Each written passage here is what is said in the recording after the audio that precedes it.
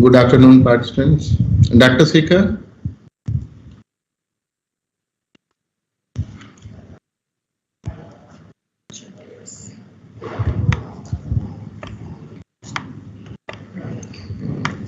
Phone पे लग रहा है।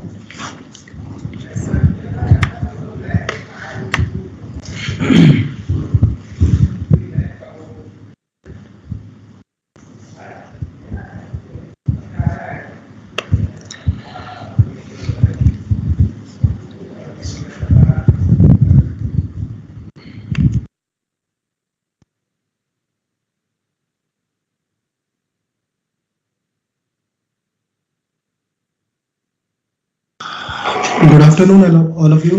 The speaker is joining within 2 minutes, so we'll wait for 2 minutes more. Okay, sir. Please signal if he joins. Okay, sure.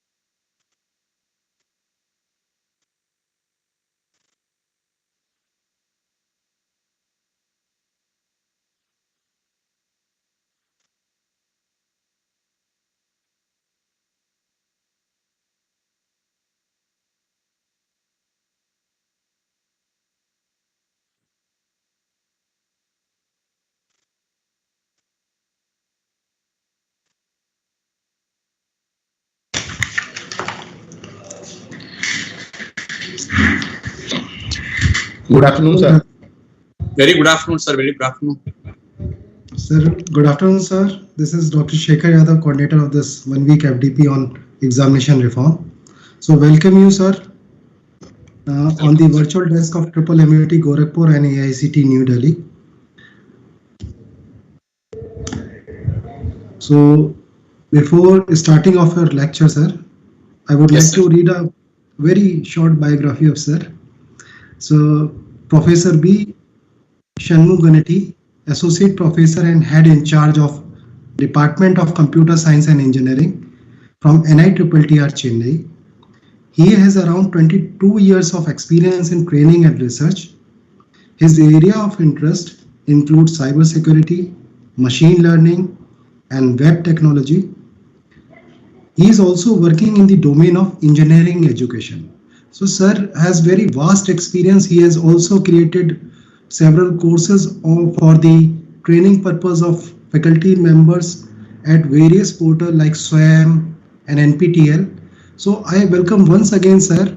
So kindly share your valuable experience with our participants. Sir, I would like to brief you about this workshop. Sir, we got around 200 registration, and all are mainly are the faculty members of various positions like head, deans, and professors, associate professors. So with this, I invite you, sir. Thank you for the brief input about the program, and thank you for introducing me. It's a pleasure to deliver the session to MMM University of Technology, Gorakhpur. So as Professor introduced, this is Dr. Shanmuganidi, working in ITTR Chennai, and in fact, I am very happy to deliver the session in the training program or workshop, which is examination reforms. Maybe I can say it's online FDP, because workshop means it has to be practice oriented. Fine. So in fact, I would like to give some more input. In fact, I am coordinator of the module called the Student Assessment and Evaluation of NITTT module. See, Government of India has initiated with the AICTE and NITTTRs that National Initiative for Technical Teacher Training. That is a comprehensive training policy for technical teachers. So in the comprehensive training policies, there are 8 modules at the first level, stage 1. So which are all applicable to the inductee teachers who are all having less than 5 years experience, as well as for the teachers, aspiring teachers. Google Map. Yes, sir. Yes. Please, NB, please mute your mic, sir. So In fact, among the 8 modules, one of the important module is called student assessment evaluation. So I have prepared that module, and it is available in the NITTT, that is SWAYAM Vertical 2. As well as I am a coordinator of question paper authoring, which is available in the SWAYAM platform. Then I have another course called LMS through Moodle. Again, it is available through SWAYAM platform. And this semester, I am planning pedagogical approach for Python programming. It will be available in the SWAYAM platform. So we are developing mini MOOCs, and the MOOCs are available in the SWAYAM platform. So I am also part of technology-enabled learning, which is also in the SWAYAM platform. So participants, please, the participants, please, I request you to mute your mic, sir. Okay. NPG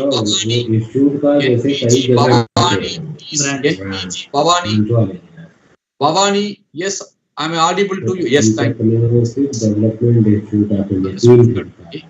Then who else?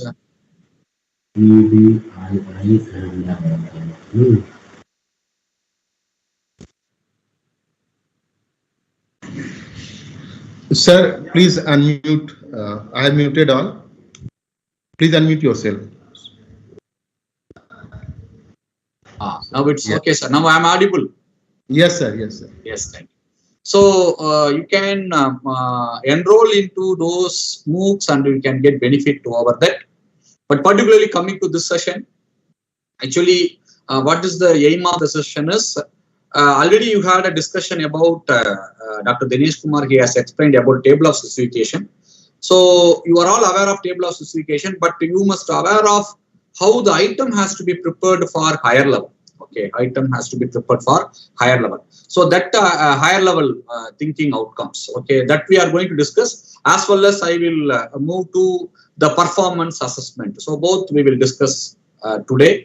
So I hope this will be the interesting one, and the participant, you can enjoy the session. But I will give some of the one or two tools as a demo, so that you can enjoy the tool for self-assessment. That you can do that one. Okay. So I will share the entire screen. Hope my screen is visible to you. Is it visible to you, sir? My screen is visible to you? Yes. Yes. Fine. So just I know, as a faculty member, normally we all understand that without board it's very difficult for us to deliver the lectures. But however, I am using my notepad for the purpose of a board. Actually, when we talk about question items, right? So what are the types of question items? How you can make the students to think to give the answer? Almost, or I can say 100%, whatever the questions we are setting, all the questions are objective type of questions. Objective type of. What is the meaning? Somebody may wonder, what is that objective type of questions? Objective type of question means the question is having only one answer. You see, whatever the questions we are setting in the question paper, is it having more than one answer? We never asking those kind of questions, but you can ask the questions which can have more than one answer. But maybe 99% we follow that there is only one answer. The way of explaining the answer may be different. For example, I am asking a question like, draw the neat architecture of 8086 microprocessor and explain. So somebody may draw the architecture and explain, and addressing mode, such sequence somebody will do. Somebody will first explain the architecture, then draw the diagram, then addressing mode, something like they will do. Or I am asking that explain the round robin method of scheduling, process scheduling in the operating system with an example. So I will explain different type of scheduling for one paragraph. Then I will come to the round robin. Then I will explain the round robin. Then I take some sample. Itself, you can have a descriptive. You can have a descriptive, then short. Okay, then MCQ. In MCQ itself, you can have various types. These types are there. Okay, so like you can have a different item. At the same time, you can have a question paper, question items, that question items can be subjective in nature.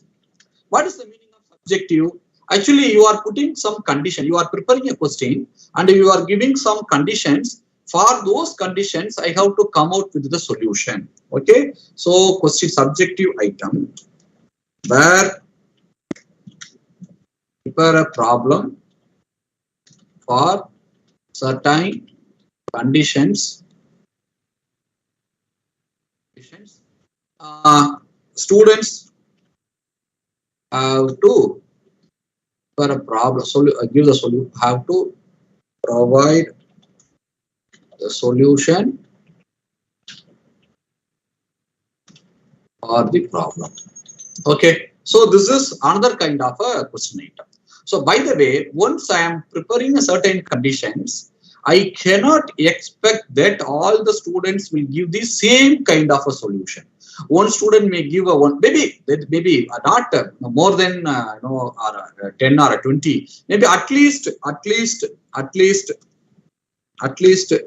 to 3 kind of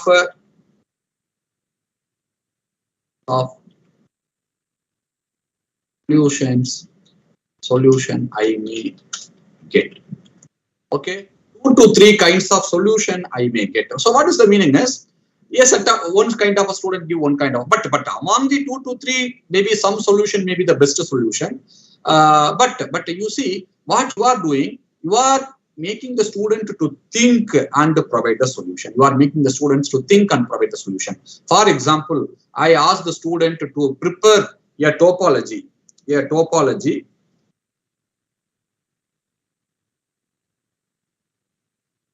Prepare a topology. Maybe I am giving the computer science exam. Prepare a topology for an organization.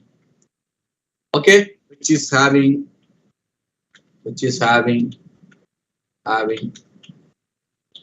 around 500 computers in 6 floors or in 8 floors. Okay, 8 floors. So there are 8 floors, and it is a vertical building where I have 500 computers in different cabins. So prepare a topology for the establishing the connectivity. So I can add some more conditions in this problem, so that which kind of topology may suit to establish the network. I cannot go always with the star topology. Then 500 cable has to go from the core switch. I cannot go with the somehow maybe some student may think that star topology where I have a core switch 500 port, how can I go? So 2 port from there star like it will go. Somebody will think about ring topology, right? Somebody will think about bus. See how somebody will do the hybrid ring and the star. They will do such a way how they are coming with the solution. So that is, everyone will think by their own way and they are coming out with the solution. So that items are different in nature. Okay, again in the subjective item you can have a descriptive, you can have a short item, then you can have a what is called MCQ item. Doesn't mean that a subjective item I cannot set the short answer item or descriptive item or MCQ. In both cases you can set the all kind of item. Descriptive item you can set, and short answer item you can set, and MCQ item you can set. So fundamentally we have to understand this. So once you understand this, then I will go to different kind of questioning we can ask in the lesson. Actually I don't want to go all these things directly. I can go to the assessment component which we can do with that. Actually these are the things already discussed in your schedule. I have seen that schedule, right? Actually you had a discussion about examination reforms where AICTE has provided the document. So in that document they have given the details about what is the program outcome. So for the program outcome, what are the competencies need to be developed. But again, there are a different opinion among the faculty members and the experts how we can go for this kind of structure. But it is accepted by the committee, and that is released in the AICTE portal. And what exactly the meaning is, every graduate must have competency. Okay, every graduate must have a competency that is called the graduate attributes. We say the graduate attributes we connected as a program outcome. See, it is nothing but any object or any product, I can say. For example, you consider a mobile phone, or you consider a pen, or you consider a monitor, or you consider a computer. Each one has its own attributes, or I can say its own characteristics, right? So the mobile must satisfy their characteristics, its own characteristics. Otherwise, it is not considered as a mobile. And the characteristics or the attributes may vary over the mobile phone, different mobile phone. So based on that characteristics and attributes, we identified that some of the mobile phone or this kind of a mobile phone is the suitable for this condition, or suitable for this person, suitable for this requirement, like I identified. I cannot say that all the mobile phones suitable for all the people. How? It is not at all possible. I think you are all, see the market. You are all see the market. It is a segmented market. For example, Apple mobile phone, is it suitable for all kind of segment? No, it is not suitable for all segment. It is only suitable for upper middle and upper class people. Okay, lower middle, lower class, maybe lower class in the sense lower income group. I'm not saying that discrimination. I don't think that I'm discriminating. Maybe that segment, that Apple mobile phone may not suitable to the segment of the people lower income group or lower what is a little bit upper group. It is only for upper middle income group and upper income group. So the market itself having the segment like this, which is targeting to a few customers. So you just to think about it, I am having the product, so that product should satisfy the requirement of the individual. Then only the individual will get satisfied. The same way, as you are institution, you are producing the graduates. Okay, you are producing the graduates. The graduates must satisfy the requirement. What way? The graduate must have some attribute. Okay, then only I can accept that the graduate is suitable to my requirement. Right? So those attributes are called graduate attributes. So the graduate attributes again inherited as a program outcome for a particular program. So those programs has certain competencies. Those programs, for example, one of the program called computer science and engineering. So the computer science and engineering has program outcome. Okay. Then another program is having the electrical and electronics engineering. So electronics and communication engineering, and electrical and electronics engineering, or chemical engineering, or biotechnology, or environmental engineering. So each engineering program has its own program outcome, right? Because those graduates have a set of attributes. Okay, I cannot say that all the graduates are having the same attribute. Maybe some of the attributes are common as an engineer. As an engineer, some of the attributes are common. For example, as an engineering graduate, I must be strong in the mathematics. Okay, I must be strong in the mathematics. So I must aware of why I have to go for example, today we are talking about distribution. Assume that is distribution. When I have to go to binomial, then Poisson, or any kind of distribution. So a mathematician should be very, an engineer must be very strong in mathematics. Maybe that attribute may be common to everybody, but some specific attributes related to the program. So that graduate very strong in those attributes. So those attributes, when I say as general, but how it can be linked with the learning outcome, So how it can be linked with the assessment. So that document released by AICTE. Okay, that document released by, maybe I will show you the page. I will show examination reforms document.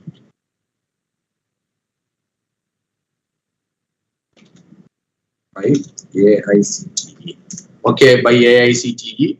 So if you take this PDF file, so it is released in November 2018, and they have a complete detail, right? So in this document, they have given the computer science examples. They have given, see, this is the diagram what I have shown to you. So this diagram is connecting, actually the PO is there. So from the PO, how I have to check that the student is having the, or I can say that the particular competency achieved by the individual. Okay, how I have to ensure that by the assessment. Okay, so continuous internal exam or semester end exam. Actually, CIE, SEE, what they mention is continuous internal exam and semester end exam question, projects or lab assignment rubrics. So how it has to be verified. So they are having the connectivity. So in the connectivity, they have given that, for example, if this is the program outcome, that is the engineering knowledge is the program outcome. Okay, engineering knowledge is the program outcome. So engineering knowledge is having some competency. So what are the competency? Competency 1, 2, 3, like they have divided. So like classified like demonstrate competency in mathematical modeling, demonstrate competency in basic sciences, demonstrate competency in engineering fundamentals, demonstrate competency in specialized engineering knowledge to the program. So like they are dividing the particular program outcome as a list of competency. So each competency must have some measurable outcome, or I can say as an indicator. So apply mathematical techniques such as calculus, linear algebra, and statistics to solve the problem. If I am giving a problem, so this is the indicator. How this indicator will be verified?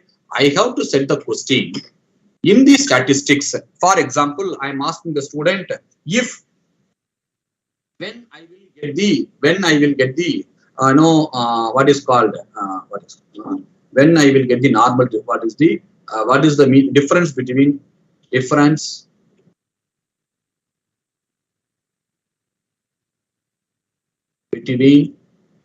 normal and skewness.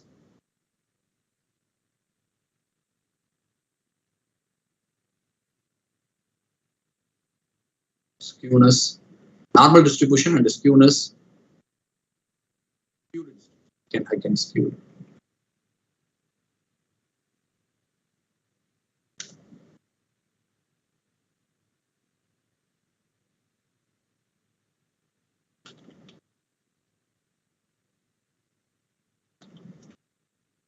With respect to mean, median, and mode. Okay, so suppose I'm giving this kind of a question. So write the difference between. Write the difference. Sir, your writing, I think whiteboard is not visible to us, sir. We can able to see the whole screen. I am sharing the whole screen to you. Actually, sir, there is some problem. You will share individual file at a time only. Let me stop sharing again. I will share. I am sharing the entire screen. Okay, share the entire screen. Now is it visible to you? Not yet, sir. Actually, I'm opening the notepad. Entire screen. I have not shared only one screen. Whole screen I am sharing. Again, I will share. Actually, so that I can migrate from one share tray. Meeting Microsoft Teams. This is the screen window. Desktop. Whole desktop I am sharing. Whole desktop I am sharing. Now whole desktop is shared. So now we'll be able to see the presentation? Sir, not yet, sir. No, maybe sir, you check at your side. Now the presentation is shareable. Yes, sir. PO1 engineering knowledge something. This slide is coming. Now the notepad is visible to you or not, sir? Yeah, question items, objective type question. Yeah, this is what I have done. So now write the difference between normal and skewed distribution with respect to mean, median, and mode. See, why I am giving this question, actually you see here, the indicator is nothing but apply mathematical techniques such as calculus, linear algebra, and statistics to solve the problem. This is the indicator. So to check whether the student achieved the particular what is called competency, whether the individual is having the competency or not, the student is having the competency or not, right? So what is the indicator? They have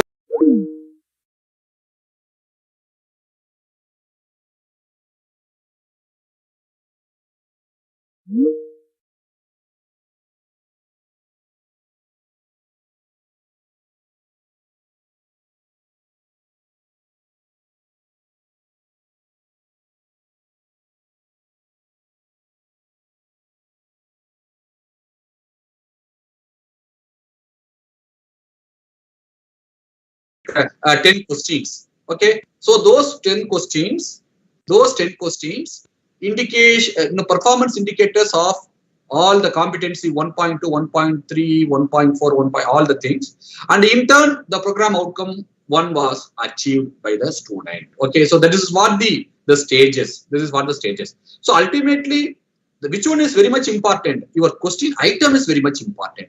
The question item only in turn satisfying the performance indicator, satisfying the competency, satisfying the program outcome. Okay, so how you have to set the question paper so that that indicators reflected. So that way, setting the item is very much important. Setting the question item is very much important. So once you are going to set the question item, you can conduct the assessment in 2 ways. You can conduct the assessment by 2 ways. Actually, they said that CIE according to AICTE, they say that continuous internal examination and SEE, what is called a semester end examination. Okay, semester end examination.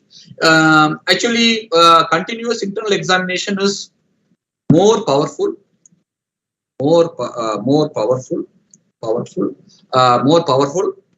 The reason is, may I know what is the reason? Actually, I should not say which one is more powerful, but what is the benefit of continuous internal exam and the semester end exam? Can you just any participant, can you share your idea? Continuous internal examination. What is the purpose of continuous internal examination? Participant, anybody can throw a light on it? What is the purpose of, why don't we have only semester end examination? Why we have to go for continuous internal examination? Sir, because I think one of the reasons is that once candidate goes from student goes from for the examination, he becomes at least updated with whatever is taught till now. So and it's studies like distributed, so it remains in his mind, and better understanding is done by the student for a long time. Wonderful, sir. Wonderful. Sir, can you please tell me your name, sir? Dr. Prabhakar Tiwari. Wonderful, sir. Dr. Wonderful. Actually, see how the student, strong in the content. How the student strong in content. Wonderful. Anyone? Please throw a light. Why? What is the purpose, sir? Sir, in fact, most of our time, or 50% of our time, or I can say to 30% of our time, we are spending on assessing their assignments, internal exam, answer script, all the things. Okay, so we are spending a lot of time on this. But is it necessary? Why don't we have the end examination? There we can have 100% question, 100 marks. Why we are saying that 30 marks or 50 marks internals and 50 marks in external? What is the purpose? Yes, so sir gave a very nice explanation. Anybody, can you throw on light? Anybody, anyone else, please? Anyone else, please? I hope most of you listening, or I can put in any activity so that you can join that activity. I could understand that how many of you joining. Maybe just to see whatever. See, we are all in the system. We are all in the system. The purpose of continuous internal assessment. Yes, please. Sir. Yes, madam. Please, madam. In my perspective, continuous evaluation is necessary for students as well as for we teachers, as it evaluates them at their learning and remembering point and evaluates us how can we improve further. Wonderful answer. Actually, it's a wonderful answer. Actually, she put a word, the word exactly they used in the answer. One is, it is used for, okay, students and the teachers. Wonderful word she used for improvement. See, what is the meaning is? Actually, as a student, I have to adjust myself in my learning. What is adjustment? I'm having some feedback from my teacher. When I get the feedback, if the student assessing directly or indirectly, okay. See, don't think that assessment means only we do through question papers. No, even a teacher is monitoring the student, observing the student. That's itself assessment. Okay. So teacher, see what exactly the assessment. Assessment is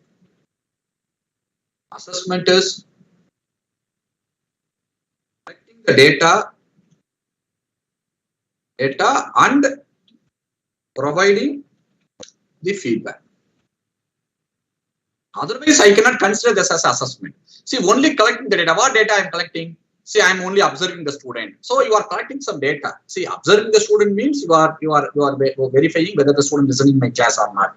Okay, the student is listening or not. All the things, see, by observation you are doing. Okay, and you are conducting some test, right? Then the student answered, and you are maybe it may be an online test or it may be an offline test, where you are evaluating the script and you are getting the answer, the marks. Again, that is collecting the data. But if you are simply giving the data back to the student, it is not assessment. It is not an assessment.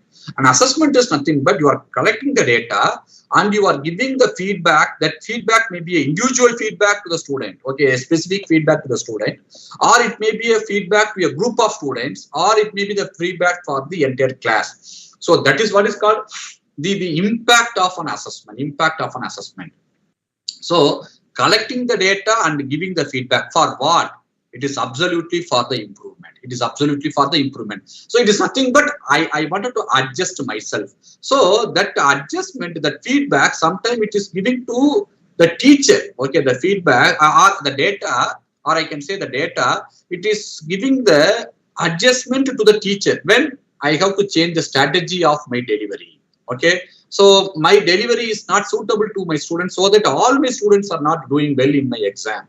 So sometimes the data reveals some feedback and it will give you some indication to the teacher to change the strategy, or sometimes the marks are, it is like a normal distribution, or it is like some students are not good. So those students adjust themselves where they are poor and how to improve their learning. So that way that feedback will help them. Then only it is called assessment. So always we have to give the space for the student for improve in their learning. So whenever you wanted to provide the space for the student to improve in their learning, then without assessment it is not possible. So why? Because the teacher could teach the subject, that teacher has to give the feedback.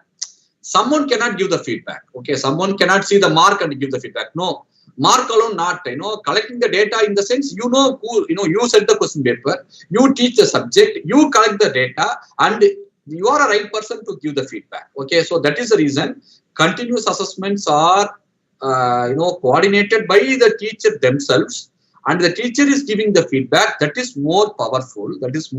Because you are providing the space for the learners for their improvement. You are providing the space for the learners for providing the improvement. Once the students are improving themselves, okay, in their learning, then finally you are going for what is called semester end examination, where you are giving some certain what is called importance on the end exam. So you are giving the importance of continuous assessment as well as end assessment, right? Maybe if I am not performing not well in assessment 1, then I have I have improvement in my own learning strategies. Then I have improved myself. Then in second assessment I did well, so I scored more mark. Then I did the third assessment, I did well, I scored more mark. In many institutions and many university, what they are doing, they are conducting 3 assessments. Then best of the 2 assignments out of 3, best 2 assignments out of 3, they are considering for calculating internal mark. So I am performing well. Then I have scored good internal mark. Then I am going to appear for end examination where I scored good mark. Then my grade is improved. So such a way, when we do continuous internal examination and a continuous end examination, actually instead of I can say examination, I have to say as internal assessment. Internal assessment is a more appropriate word. So once I do that assessment, you can do the assessment in 2 ways. One is called a direct method of assessment, and another one is called indirect method of an assessment. Sir, what is the meaning? What is the meaning? See, when the learning is, when I can say learning is perfect. Learning is perfect. Okay. So when the learning is perfect, see the learning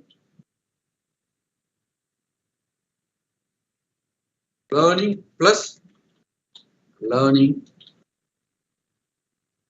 piece. Okay, so learning component, what I learned, okay, what I learned, then plus learning experience. Okay, the two things are very much important. See, today many institutions are popular among the in the country.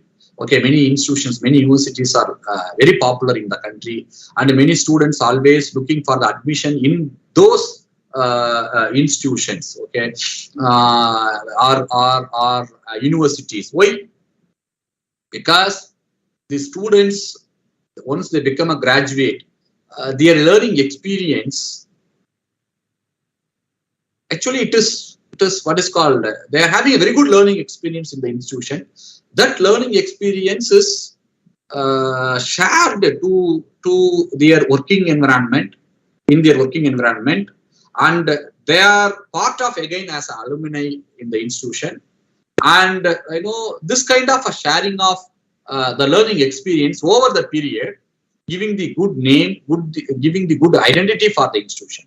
See, all we are teaching, all the faculty members are teaching, all the institutions are producing the graduates, but all the institutions are not, notable, or all the institutions are not unique in their nature. Some institutions popular. This is only because of the graduates. How? Because these graduates are having the good learning experience. That learning experience shared among the friends, in the working environment, with the the students once they become alumni. So this kind of sharing only bringing their uniqueness of that institution. That learning experience is very much important in the learning. Okay, so learning need to be demonstrated. Yeah, always your learning need to be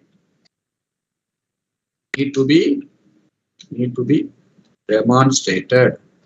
Okay, then learning experience to be described. Okay, I think I can give a very good example to you. I think suppose I do not know in Delhi and in your place, but in Chennai or particularly in Tamil Nadu or South India, if you see some news channel, a new film released, whether it may be a Kamal Hassan film or Rajinikanth film or anybody, popular actor's film released. Then after the release, somebody will go for the interview with the mic, and you see they will ask the question, how is the film? Okay, how is the film? How was the film? Like they asked the question, and whoever the viewers, they came and they said wonderful, excellent, very nice, superb, and we can see with the family. Like I enjoyed, like they described. This is what is called experience. Wonderful. Sometimes we go to the hotel and we ordered the food. After the we took the food. Suppose I ask the person, how was the food? Then you say wonderful, like you are giving. Then you are attending some lecture and I am asking after the lecture, how was the lecture? Wonderful lecture. Okay, this is what is called your experience on that particular learning. Then I asked the question, what you learned, then you are demonstrated or you are explained. Okay, so this is what I have learned. This is what I have learned. Now I know how to solve this problem. So this is what I demonstrated, and you are at the end you are saying as experience as a wonderful, very nice. No. That lecture was not that much good. So like you are giving your experience, right? So what we are doing, whenever we are talking about any learning outcome, okay, or learning component, the learning component always consisting of these two, what is called learning experience and the learning component. So the learning is always need to be demonstrated and learning experience need to be described. So that how we assess. We assess by two ways. One is called a direct method of assessment, which is nothing but demonstrated. So ultimately you can understand that direct method of assessment is to assess the learning. So what are all the abilities developed among the students, right? during the learning. And the indirect method of assessment is assessing the learning experience. Okay, so actually, but as a faculty member, most of the time we are concentrating on direct assessment. Maybe on few occasions we are going for indirect method of assessment. So in the direct method of assessment, what we do most of the time, we are conducting the test, okay, on course embedded assessment. What course embedded assessment? Maybe some assessment, internal assessment we are conducting, maybe assessment 1, then assessment 2, assessment 3, like you are giving. And again, what you are giving some assignments. Okay, you are giving some assignments as assignments. Okay, assignments you are giving, right? There are different ways you are giving the assignments. This is what most of the time you are doing during the course. Then you conduct the standardized test with some conditions. What conditions? See, standardized test in the sense question paper printed and it is following the control of examination norms, and that question paper, in fact, scrutinized, and that question paper executed, and a 3-hour exam, the students are writing the exam. Okay, so somebody is coming for the supervising. So all the things are conducting the standardized test. Okay, so the two things, in fact, predominantly we are doing during the course. Apart from that, what we do something else also, like portfolio assessment, case studies, class project, capstone project, internship evaluation, thesis evaluation, project report evaluation. All these things we do through direct assessment, but some of them they are doing all these things. Few of them may not do all the things. Okay, so few of them always engage with only these two kind of activity. But all these are all direct assessment. But in the direct assessment, setting the item is very much important. What is item? Item is the question item. Then in the indirect assessment method, most of the time, actually indirect assessment means, don't think that it's completely what is called opposite to that. Okay, don't think that it's opposite. See, whenever we do types or classification, this is one direction, this is another direction. That is what the normal thinking. No, these are all not two directions. Maybe these are all two types only. This is complementing this. Again, this is also complementing this. Okay, it is not that these are all two completely independent. In fact, indirect method of assessment complementing to direct method of assessment. See, then only I can say as whole learning is perfect. Then only I can say the whole learning is perfect. I cannot say that the two things are two different directions. Okay, so that is the way we have to understand. So indirect method of assessment that requires faculty infer actual student ability, knowledge and values rather than observe direct evidence. So here we are not observing the direct evidence. We are getting the, by observation, by attitude. Okay, so some kind of what is called a survey. So most of the time, this will be achieved through what? Surveys, then exit interviews, then focus group. Sometime I am a member of any institution as a board of studies member. So in the board of studies member, they will give the details how they do indirect assessment. So they have some special interest group, SIG, they call as a SIG, special interest group. So the course faculty is also part of the special interest group. So they will do the survey, exit interview, right, focus group, and the external reviewers is also there. So they will do that activity. So that activity will reveal the experience of the learning, and these are all the activities will reveal the experience of the demonstration of the learning, right? So now let us just see the assessment plan, then we will go for what is called setting the question paper. So normally whenever you are going to prepare the assessment plan, the first thing is learning outcome. Okay, the first thing is learning outcome. So learning outcome is very much important. What way it is very much important? Actually, here you see, this is what you are explaining. the indicators. The indicators only I am considering here as a learning outcome. Okay, the indicators only I am considering as a learning outcome. If you are good in the preparation of the learning outcome, then it is easy for you to set the question paper. It is easy for you to set question item. Why? Because you take a notebook and you can type any question. You can write any question. Okay, you take a notebook and write any question. The question you can divide as a two component. One is called ability expected. On what content that ability expected. Maybe very simple question I can say.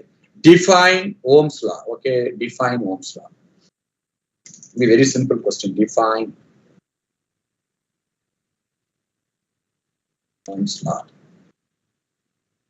Ohm's law. Like I am putting the question. Or I can configure design a low pass filter, blah blah blah blah blah with the conditions. By following the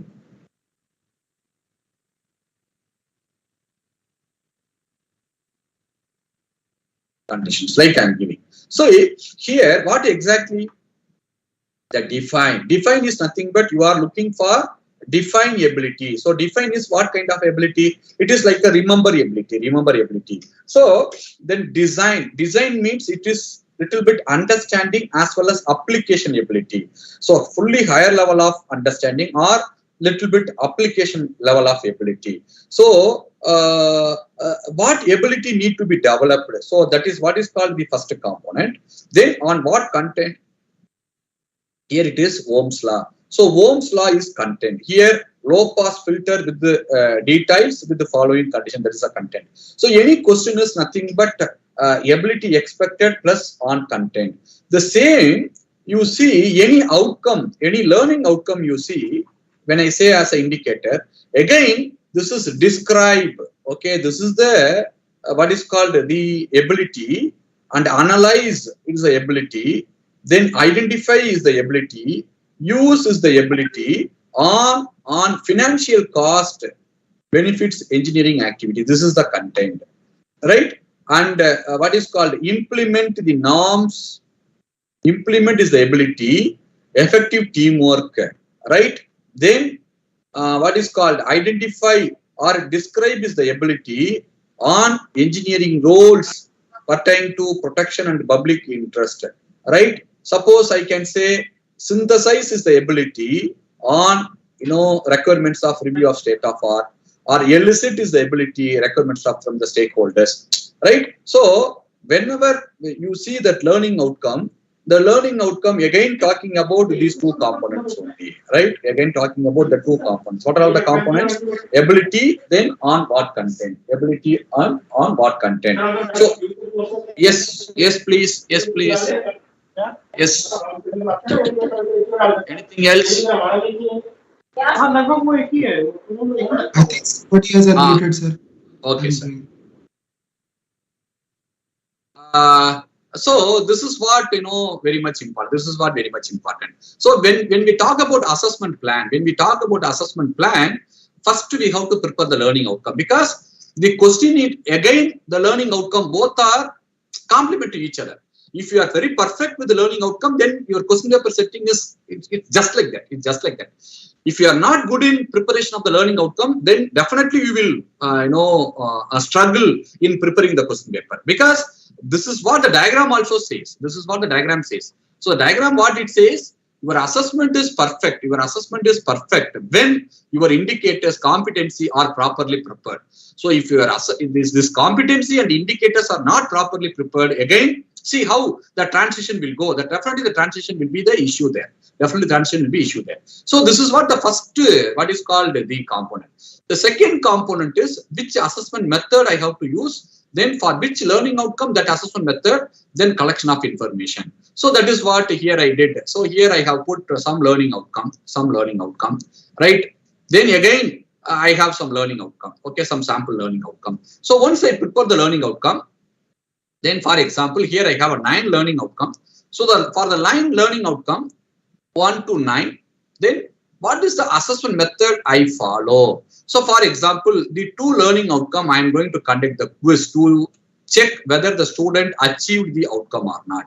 Then for 3, 4, 5, I am using the standardized test.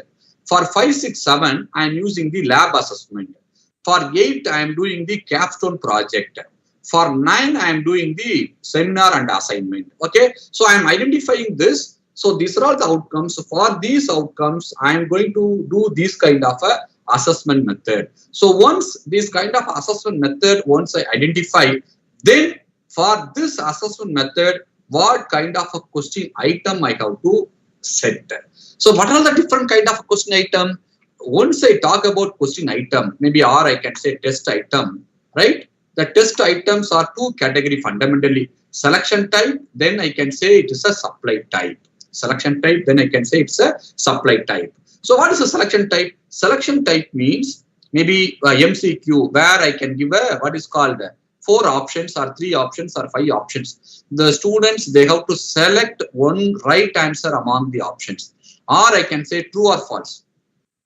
Okay, where I am giving the statement, I am asking whether it's a true or false. The student, they have to select true, whether the statement is true or the statement is false. And the matching item, where I can have a what is called a premises, then responses. So I can have a premises, then I can have a response, right? So what are all the premises are there? Maybe 5 premises are there. Only 3 responses are there. Maybe 2 premises will go to 1 response. Okay, or 3 premises will go to 1 response. Or I can have a 3 premises, then 10 responses are there. Okay, 10 responses are there.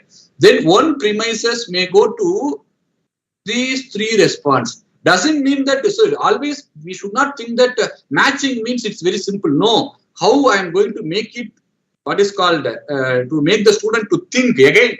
That is where the challenge of setting the question paper. So 1 premise may go for 3 response. Then 1 premise or 2 premise will go to 1 response. So totally you see, you are making the student to analyze the whole premises, analyze the whole responses, then they have to do the matching. So that is where the student thinking and doing, not just connecting. Sometimes whenever in the schools, I think still I remember when I was doing my schools in 1980s, okay, 1980s, the number of premises and the number of responses always most of the time it's same, right? Then I will do matching, last one, whichever left here, I will connect it. Okay, so what is the meaning? I am working only for 4 premises and 4 responses. The last one automatically get connected. But here I am not doing like that. Here I am not doing like that. Here I am giving the indication to the student.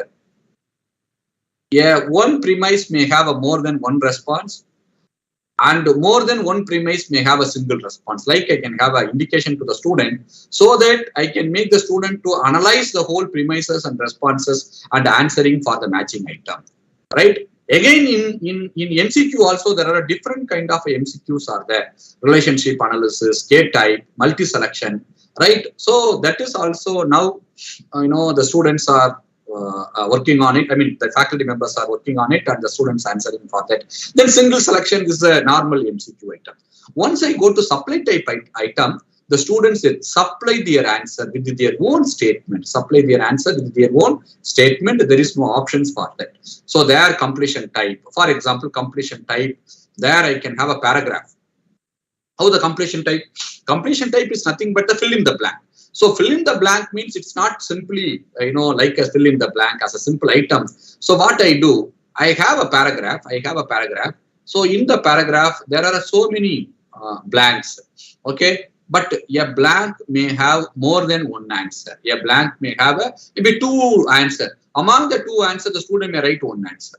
So this may be only 1 answer. This may be 2 answers. Okay, then the student can write among the 2 one. This may be 3 answers. The student has to write any one among the 3. So like I can have a completion type. So totally it's like a paragraph. At the end, once the student answered the whole paragraph, then it will be a one concept, right? Then short answer question like a define. Then long answer question like design a low pass filter or high pass filter. Then I am giving a problem to the student. The student is giving the solutions for the problem. Even in the long answer question, I can have a structured essay, then what is called open-ended question paper, open-ended question. So such a kind of a thing I am doing here. Such kind of a thing I am doing here. So let me go with the maybe short answer question. What is the meaning? I think you are all aware what exactly the short answer question. Right? What is called define Poisson ratio. List 3 important use of poor conductors. State the principles or write the two difference. Okay, like I can make a clarity, then I'm giving the short answer question. But there are some guidelines are there. There are some guidelines are there. There are many literatures are there, but NITTT is always working on the guidelines. It is not the rule. Rule means you must follow. But the guideline means it will improve your item. Okay, always I can say it's a guideline. So if you follow these guidelines, then it will improve your question item. What is the improvement? What is the improvement? Actually, there is a two, what is called, we can say that what is called, always whenever we are going for evaluation parameters. What is the meaning of evaluation parameter? I think you are all aware of evaluation parameter, right? Evaluation parameters. So evaluation parameter, technical people always say that's a matrix. Am I right? It's a matrix. So is it discussed about the metrics of your question paper? Participant, do you aware of what are the metrics? We can say my question paper is perfect question paper, or my item is improved item. My item is perfect quality. Okay, what are the metrics? Do you have any idea? Can you throw the light on that? The metrics of an item. Metrics of an item. Participant, anybody? Maybe lunchtime. I am killing your lunch time. Okay, we used to say that I am making you angry. Okay, because of you are hungry. Right? You are all here during your lunch time. Are you there, participant? Yes. Actually, I wanted to see that at 12 to 1:30. Because the participant will get angry, because of their hungry. I'm keep on engaging them with some kind of a questions. So I'm killing their time. But anyhow, anybody can you answer? What is the metrics? What way you can say? Or your own words you can say. How you say your question item is perfect? When you say your question item is perfect. Anybody, anyone can you? Maybe another 20 minutes, another 20 minutes only I will engage you. Another 20 minutes I will engage you. Yes, please, yes, please, yes, please, yes, please. Yes. Anybody? No one. Yes, use the text. No one. Are you there? Are you listening? My lecture? Yes. I think almost 45. Almost 47 participants are here. Yes, hope you are listening to me.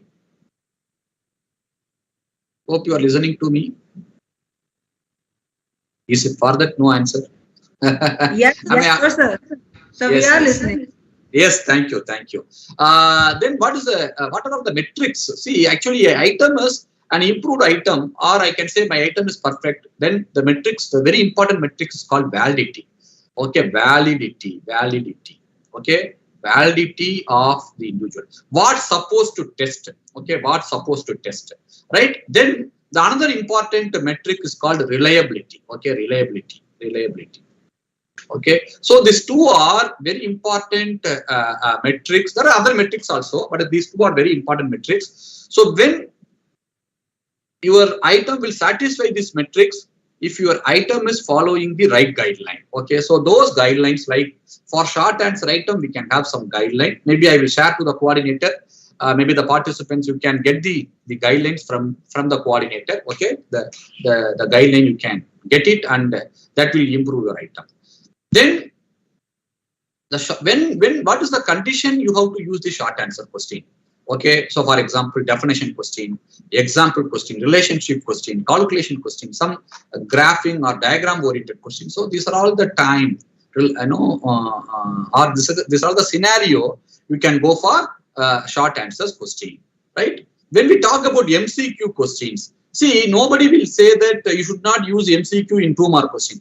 Maybe you can have a 2 MCQ in your 2-mark question so that the student, maybe number of item also get increased.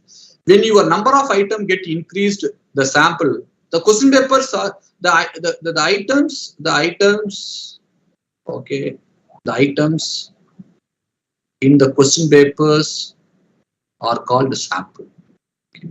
I think a participant, you know, population and sample, right? Anybody? I think, do you have a difference? Do you know the difference between population and sample in the statistics? Yes? Anybody? Anybody? Anyone? Anyone, can you tell about the difference between population and sample in statistics? Sample is taken from the population.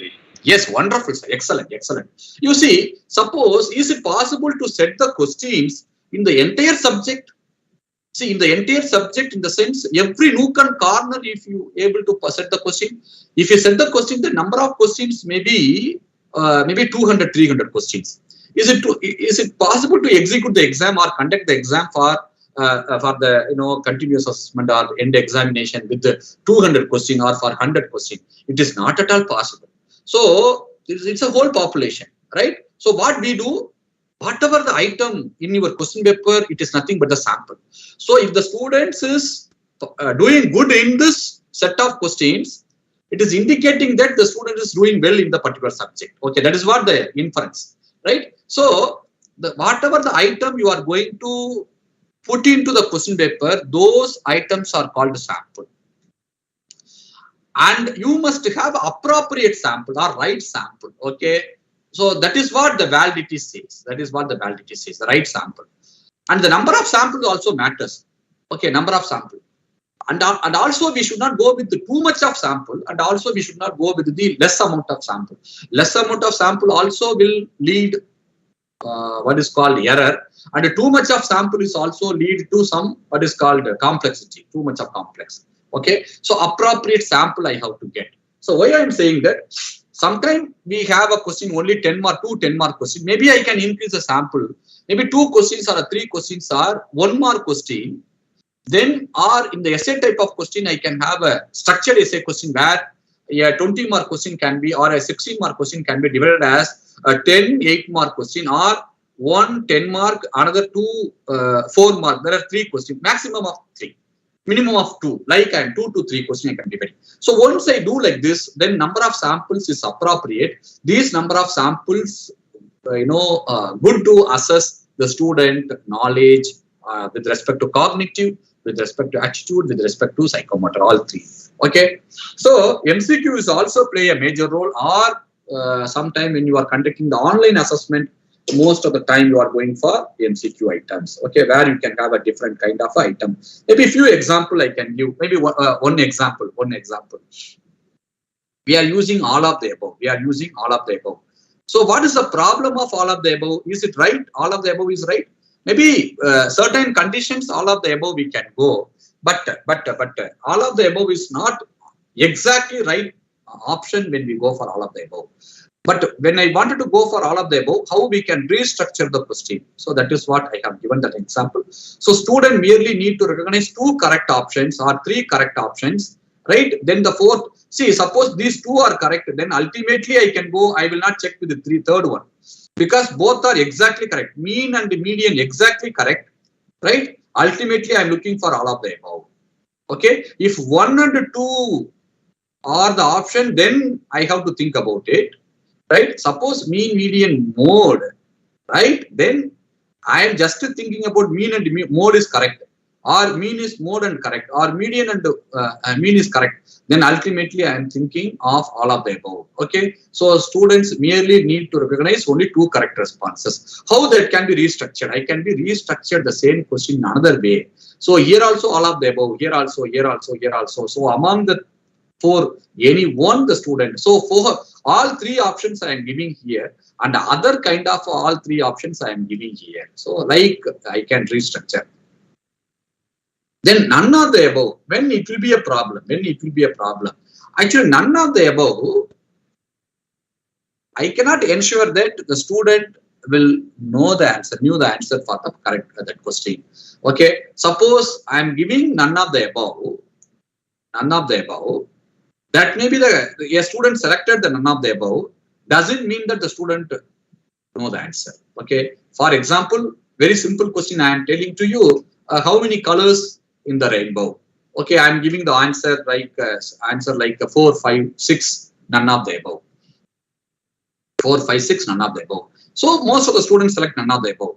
Then I called one student, then asked the question like, you have given the right answer as none of the above. Now tell me how many colors. Suppose the student said 9 colors or 10 colors. So the student is looking for 9 or 10 in the list, but the 9 and 10 are not available in the list. So that the student selected none of the above, not because of the 7 colors. Okay, so none of the above, I cannot ensure that all the students who selected none of the above know the answer. That is the reason none of the above we have to avoid. Okay, none of the above. But when I can put the none of the above is the answer is available is in one of the option, then I can provide none of the above. The option is not available in the option, then none of the above will lead the confusion. So like there are some guidelines are there. Okay, grammatically fit, negative wording, watch out the process, timeline, pathway. Okay, then I know like some guidelines are there for the items which is going to MCQ short answer. Then guideline for structured essay question. Maybe when I am going for essay type of questions, we can have some guideline. For example, that question should not be tested with the short answer question, and and how it has to be scored. That is very much important. Then wording of the question, and that question must be unambiguous. Okay, so what is the ambiguity? Okay, ambiguity should not be there. So what is the meaning? Sometimes the faculty member may write a question like discuss briefly, explain briefly, right? So explain briefly, explain itself, it's a brief. Discuss itself, it's a brief. Why we are giving the ambiguity? And sometimes we may not give explain the architecture of something. But I never say that the diagram. But somebody using the diagram, somebody may not use the diagram, but they explain wonderfully that architecture. So how I am giving the directions, and I am explaining within the 200 words or a paragraph or about 5 sentences or not exceeding 1 page. Like I am giving that. I am not putting that the student in the false imagination. Well defined limit I am giving in the my question.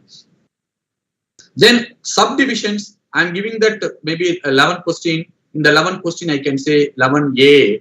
There I can have 3 questions. 1, 2, 3.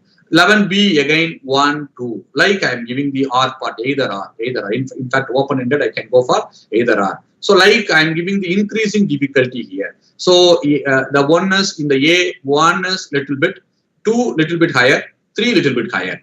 And the relationship among these 3 is there. But it's not too tightly coupled. Tightly coupled means what? Suppose if the student made the error in the first question, that error will be carried out in the second, and then the total thing will be spoiled. Little bit dependency is there. Maybe same concept, but there is a relative relation is there, but not too much of one answer. Output is input of another question. Such kind of a thing I have to avoid. The increasing order of difficulty, right? Then another very important thing is, if I put the theory question here, what is the meaning? The student explained theoretically. Then here, if I put one problem, actually we do question paper auditing. When we do the question paper auditing, I have seen few question paper. One question is the theory question. Another question is like a wonderful problem. They have explained and asked the student to give the solution. Mathematical problem. Okay. Now, during the auditing time, we see the student answer script. We always take top 25%, bottom 25%. The student are based on the score. But you see that even the student scored top 25%, most of the student answer only theory question, and maybe among the 25%, 1 or 2 only answered for the mathematical problem oriented question. So what is the meaning is, always the student wanted to play the safe role that if I explained here, I will get mark. If I made something wrong in the mathematical, then I will not get mark. Such a thing will be there. So that is the fear of failure. Fear of failure is there. So such kind of a thing I should not do. If that 11A is the theory question, then 11 in the either or type, 11B must be again the theory question only. If 11A is or 12A is the problem, okay, is the problem, then in the R, in the B should be always again it will be the problem. So here there is no option whether they have to solve this problem or this problem. Here they have to explain this theory question, this theory question. I should not combine one side problem, one side theory. Then the student always play safer side. And when I see the lower scorers question, they are selected the theory question only. But what they did, they put a lot of stories. Okay, lot of, we can say it's a gas. So story only is there, like explaining the statement again and again, the same thing they will explain. So that's the thing they will do. Okay, that is also we can avoid if I put this kind of things. Both are problem or both are theory. That way we can do. Then series of tasks, clear, unambiguous or specific. Okay, so relate the question as directly as possible. Actually, what I could understand, sometimes the teacher, they will set the question to show their competency. Actually, the question paper is not to show your competency. See, somehow your competency, what way? You can set the question that will make the student to think. It's absolutely fine. I'm not against to that. But it is not testing your knowledge. It is testing the student knowledge that we have to understand. Sometimes the student teacher, in the internal examination itself, we can understand that this question paper set by this person. If the student is able to identify the question paper set by this person, then what is the meaning is that the ability of the teacher is reflected in the question paper. So it is not to test the teacher knowledge. So try to have as direct as possible. Okay, so like guidelines are there. So based on the guideline, if you set the question, then your question paper will have perfect validity as well as the what is called the reliability in the scoring, right? So yesterday's session you had, once you had a clarity on the guideline, then you are going to set the question paper where you can have a what is called a table of specification, where you can have a table of specification. So this is related to what? This is related to your what is called assessment on standardized question paper, right? Once I wanted to go for your performance, okay, your activity, you are going for the lab, you are doing some performance, you are doing some activity. So that activity, how to assess, So for that assessment, we go for performance assessment. For that assessment, we are going for performance assessment. So any performance, it can be assessed by very popular tool, which is called rubric. And also we use, what is called a portfolio. One minute.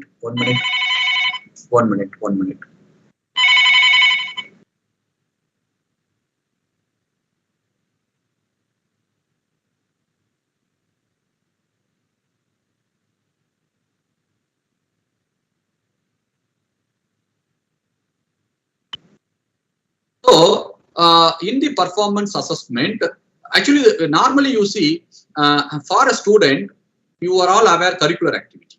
Okay, you are all having the curricular activity.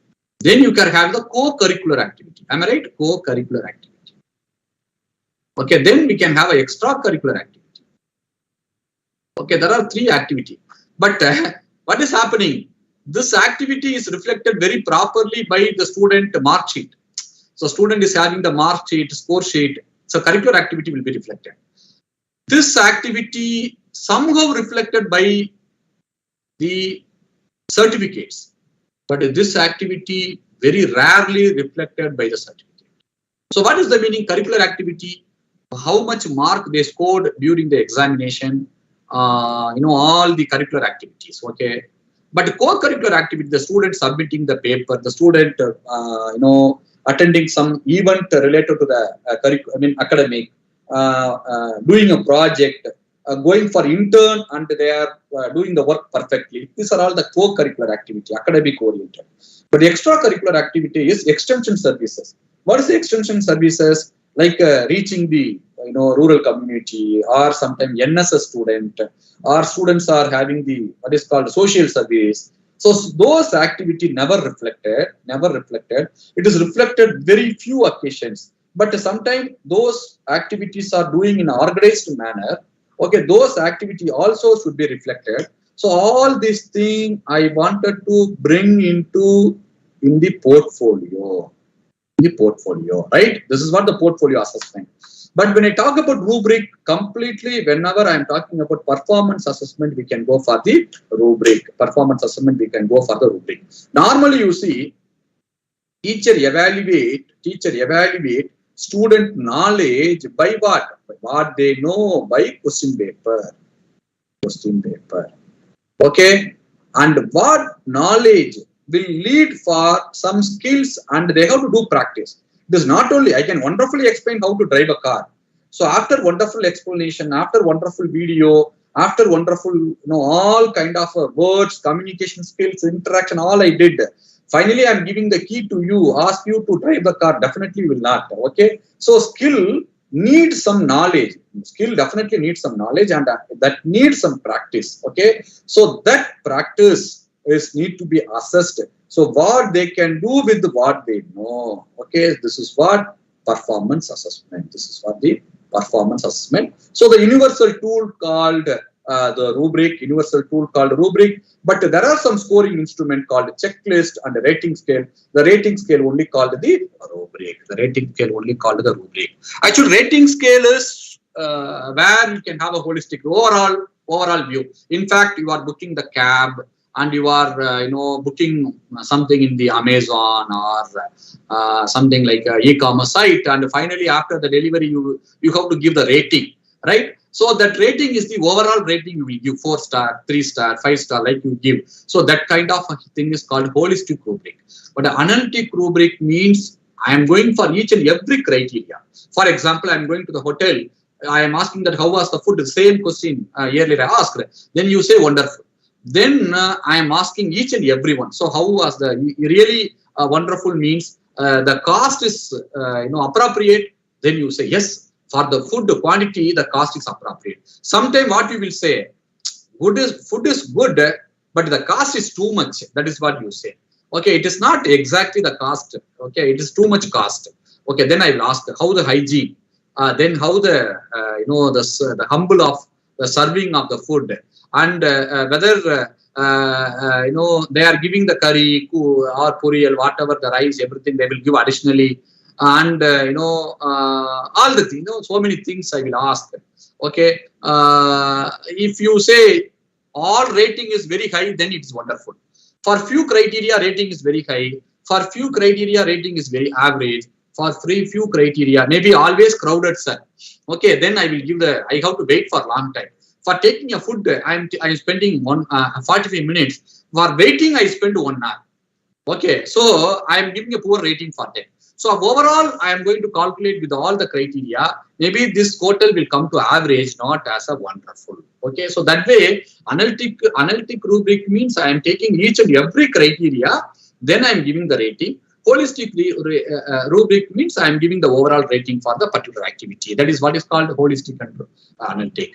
Then checklist means for any activity, there is a single point checklist or a 2-point checklist. Like I can have it. So starting how it is, ending how it is. So your activity having a series of tasks. Okay, task 1, task 2, task 3, task 4. This is the activities. It's a series of tasks. So when the task 1 start, end, task 2 start, end. So this is called a checklist. I think in the industries they follow this kind of a checklist. Maybe today they have to start the sequence of tasks, or a boiler need to be on, or a compressor need to be on. So when the compressor need to be on, immediately I should not check the compressor to on. Or when the motor, high power motor, I have to on. Immediately I will not on the motor. I have to do the series of tasks. So the checklist I will put a tick, tick, tick, tick, tick. Finally I will go and switch on. So this is a checklist when I'm doing some activity. So that activity I'm going to make the student to do in the real-time laboratory. Then I'm giving the checklist. Sometimes we do some simulation. Okay, then I'm asking the student, you have to do the checklist. Then finally you have to take the reading. So don't directly go and take the reading. Then that will lead some error. So that kind of a checklist I'm giving. So this is what is called a scoring instrument. This is what is called the scoring instrument. And there are many. This is the what is called analytic rubric where rating scale. So this is what is called a 5-point rating scale, and there I can have a criteria. So there you can have it. And this is what is called holistic group rating scale. You wanted to give 5 or you wanted to give 1. Then what is the description? If overall view I will give, then I can give 5. Overall I can give, then I can say 4. So this is holistic description. But here it's not a holistic description. Each criteria I have to say good. So this criteria I have to say very good. This criteria I have to say need to improve. So overall I am calculating the that. See, this is the qualitative. Finally I bring the qualitative value as a quantity. So that quantity may give maybe out of 100 it may give 78. Okay, so then I can say it is above average. Such a way I can do the rubric. So this is you can use the performance assessment. So participants, hope I have given somehow that idea about the items as well as the performance assessment. I am very happy to have some interactions. I'm happy to have some interactions. Maybe you take my mail ID if you have any clarifications regarding this, particularly an assessment, because I have even the MOOCs, I have little bit experience. I'm not saying that I'm an expert. Okay, I'm not saying that. I'm still learning a lot. I have some expertise. With that expertise only, I'm offering the course. You want even I can take your input for improve my my course. Okay, so please, if you have any clarification or you wanted to give any input, kindly you contact through my email like shanmiri@nittrc.ac.in, or you take my mobile number to have something. Okay, so with this I will conclude my session. If I'm happy to answer if for any questions if I know the answer. Okay, otherwise I will give you the answer maybe 1 hour today evening or tomorrow. Yes, participant, please. Thank you very much, sir. Yes, sir. Yes. Participants, Yes. Participants, if you have any tasks? Any query I can answer. One or two query. Maybe if you have any. I do not know whether I talk very fundamentally. I gave a lecture. Actually, I plan to have some demonstration, but I unable to do for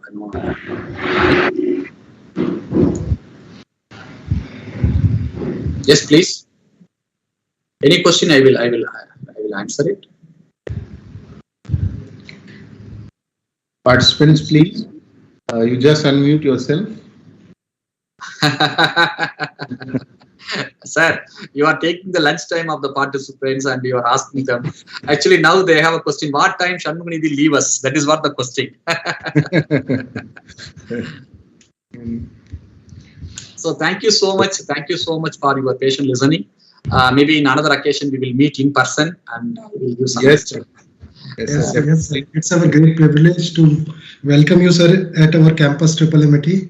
Yes, sir. Thank you, sir. Thank you for the invitation. Definitely, sir, I will come once to your institute and I will deliver the excellence. Sure, sir. So thank you very much, sir, once again for accepting our invitation. Thank you, sir. Thank you. Sir, may I leave, sir? Yeah, sure, sir. Thank you.